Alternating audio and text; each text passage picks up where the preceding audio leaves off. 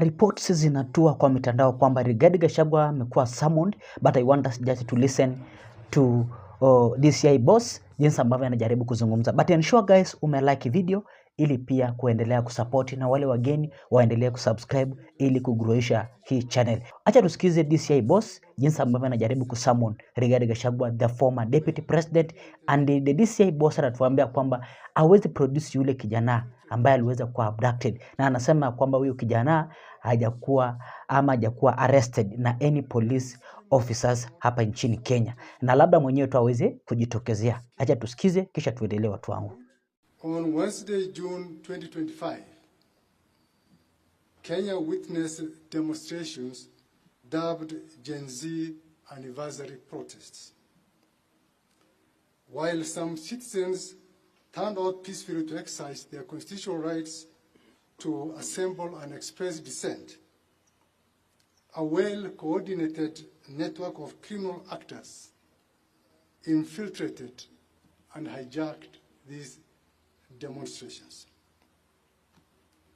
These criminals came out with the sole intention to cause chaos, loot, destroy lives and property, with a clear, coordinated agenda to forcibly enter lawfully protected areas and destroy government installations. We acknowledge with deep sorrow that these events resulted into the loss of innocent lives.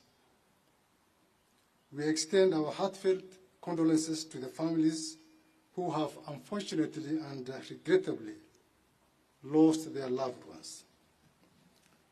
Law enforcement officers suffered significant harm while protecting genuine protesters, property, and maintaining law and order, with at least 11 officers sustaining serious injuries, some life-threatening.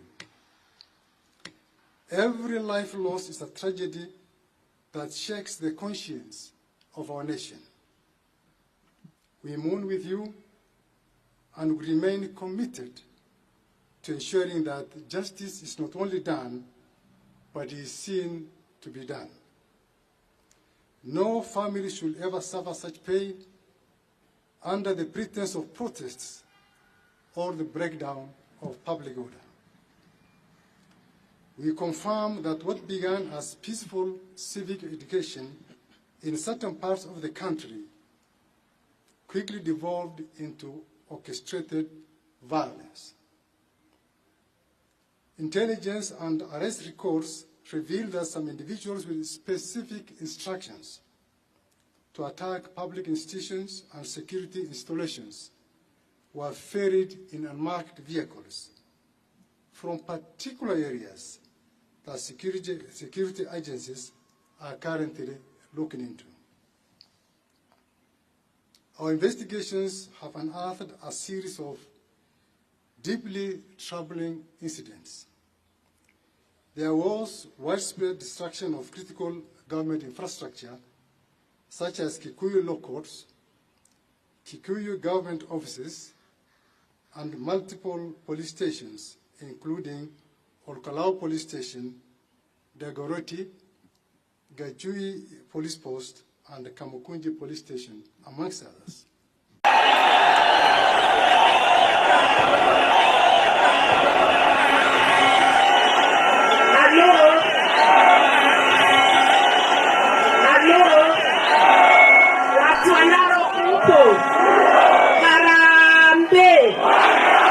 Kule kotini Nairobi, munajua wanashika vijana ovyo, abduction, na wengine wakashikwa sababu ya kuhudhuria maandamano. Koti imewa kotini na hao wengine nimewacha jaji akingojewa. Lakini nataka kusema maneno mawili matatu. Vile naona Kasongo akiendelea karibu nchi, ndivyo aweze kudeclare state of emergency. Ameona ya kwamba Harambee Harambee. Kasongo kuharibu mali ya serikali, kisha anasema ni wafuasi wetu wanafanya ile. Sisi ajue ya kwamba wanataka kusema ati Gachagua ndio alifanya demonstrations. Zilikuwa kabisa Gachagua, mtamruhusu Harambee. Tumwambie tukiwa hapa Narok, ukigusa taachwa bila watetezi, sababu atachukua kila mmoja wetu. Tumwambie kwa sauti moja ya kwamba akigusa upinzani atatoka namna gani. Wanarok, mjue Kenya iko mikononi mwetu kama wa Kenya.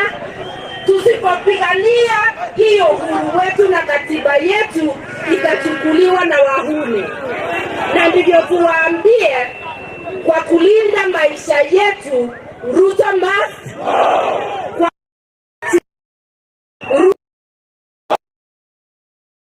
haki ya vijana wote na maisha yao. Ruto must kwa kulinda mali yetu, ndivyo wasichome mali na wahuni waseme ni sisi. Ruto must. Na ya mwisho tumpatia ultimatum, awachilie wale vijana wameshika ovyo. Asipowachilia aone sabasaba. Asante sana. Asante. Na aliyekuwa mkuu wa sheria na spika wetu Mheshimiwa